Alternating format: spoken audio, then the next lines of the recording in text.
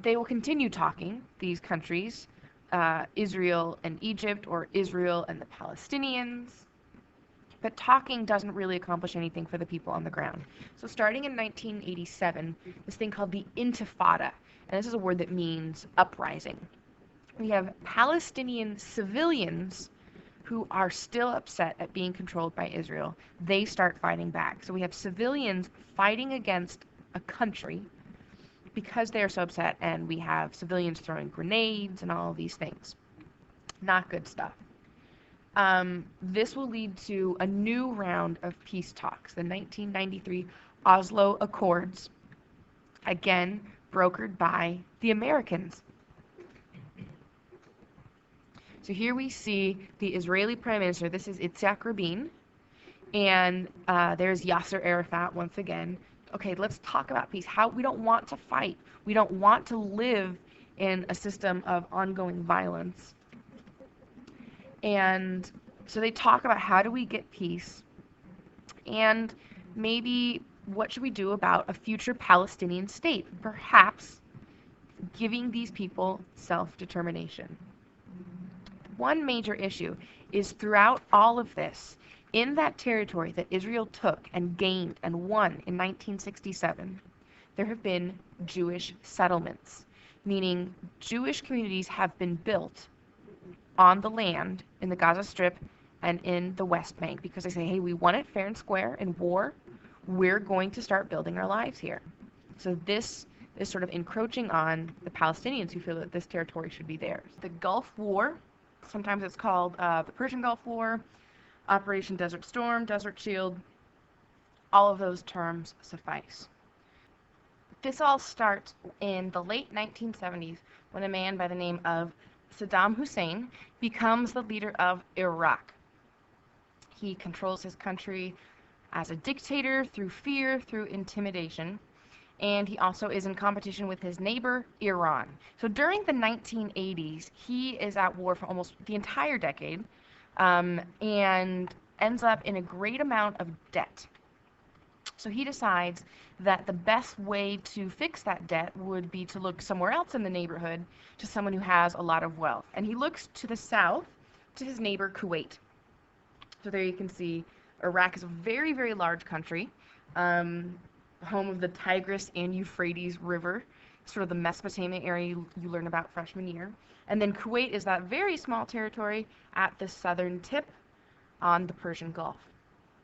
Kuwait had a great deal of the world's oil reserves and control of oil wells.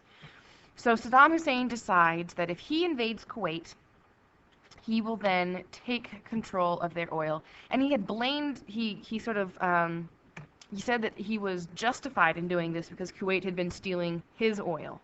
And it was very clear to the world that that was absolutely not the case. One issue is that so many refugees had to flee from Kuwait, so that's something that the UN has to deal with. And then also, as the Security Council realizes that this is an incredibly aggressive move by the Iraqi army, the UN Resolution 660 by the Security Council condemns these actions and demands that Saddam Hussein retreat and evacuate Kuwait. What will eventually happen, because as we know, the UN, they can say lots of things, but they don't actually have much power. So it does fall to other countries to then take up this issue and get involved militarily. It will be a U.S. coalition. The U.S. is not the only country involved. Britain, France, Italy, and a number of neighboring Arab countries, Iraq, Syria, and Saudi Arabia there with the green flag. This coalition will work together. They'll be headquartered in Saudi Arabia. And one major concern is how to prevent a heavy loss of life for the ground troops. If you think back just 15 years before this, so 1975, America had evacuated Vietnam because they had been involved there for so long with heavy loss of life, and they didn't win. So that memory is still very recent, and the American military commanders want to avoid that. So they take a policy of heavy bombardment You can see the fighter jets there, attacking both the Iraqi army and the Iraqi civilians, or at least the cities, to try and force Iraq to surrender. After the fighter jets and the bombers had disabled the Iraqi army enough, only then would ground troops be sent in. Now, one issue with these coalition forces is they are centered in Saudi Arabia. And as the video we watched in class mentions, Saudi Arabia is home to the two most important sites in the Islamic faith, Mecca and Medina. And so there are many Muslims around the world who feel very offended that there are foreign troops on Saudi soil.